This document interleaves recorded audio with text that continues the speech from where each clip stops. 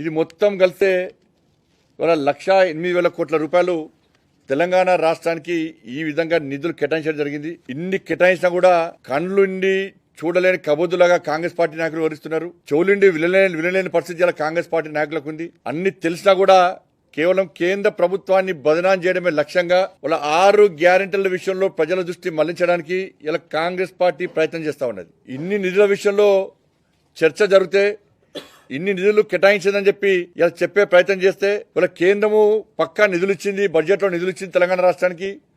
మరి 6 గ్యారెంటీల సంగతి ఏంది అని చెప్పి ప్రజలను ప్రశ్నిస్తారని చెప్పి భయపడి కాంగ్రెస్ పార్టీ యొక్క ప్లాన్ ప్రకారం కేంద్రాన్ని విమర్శించే ప్రయత్నం చేస్తా ఉన్నది. గతంలో బీఆర్ఎస్ పార్టీకి ఇదే విధంగా చేసింది. అప్పుడు మండలాల వారీగా పాదయాత్ర సందర్భంగా కానీ ఇతర నాయకుల పర్యటన సందర్భంగా కానీ ఏ మండలానికి ఏ గ్రామానికి ఏ జిల్లాకు తెలంగాణ రాష్ట్రానికి ఏ పథకానికి ఎన్ని నిధులు ఇచ్చిందో స్పష్టం చేసిందో అప్పుడు బీఆర్ఎస్ పార్టీ నాయకులు అన్ని మూసుకొని కూర్చున్నారు. ఇలా భారతీయ జనతా పార్టీ సిద్ధంగా ఉంది. వాళ్ళ ఏ గ్రామానికి ఏ మండలానికి ఏ జిల్లాకు ఏ పథకానికి ఎన్ని నిధులు ఇచ్చిందో చెప్పడానికి మేము సిద్ధం. కాంగ్రెస్ పార్టీ చర్చకు సిద్ధమా? మీరు కూడా ఏ గ్రామానికి ఏ మండలానికి ఏ జిల్లాకు ఏ పథకం కింద ఎన్ని నిధులు ఇచ్చారు, ఏ పథకం అమలు చేస్తున్నారు, మీ 6 గ్యారెంటీల సంగతి ఏందో చర్చించడానికి కాంగ్రెస్ పార్టీకి దమ్ముందా అనే విషయాన్ని ఇలా సవాల్ చేస్తున్నాను. వివక్ష చూపేటప్పుడు ఏముండదు అని ఉంటే తప్పకుండా డబుల్ ఇంజన్ సర్కార్ వస్తే ఏ విధంగా అభివృద్ధి చూపెట్టినాం మేము. అయినప్పుడు కూడా తెలంగాణ రాష్ట్రంలో భారతీయ జనతా పార్టీ సర్కార్ లేకున్నప్పుడు కూడా ప్రజలు మెచ్చే విధంగా, ప్రజలకు నచ్చే విధంగా, ప్రజలకు న్యాయం చేసే విధంగా తెలంగాణ రాష్ట్ర అభివృద్ధికి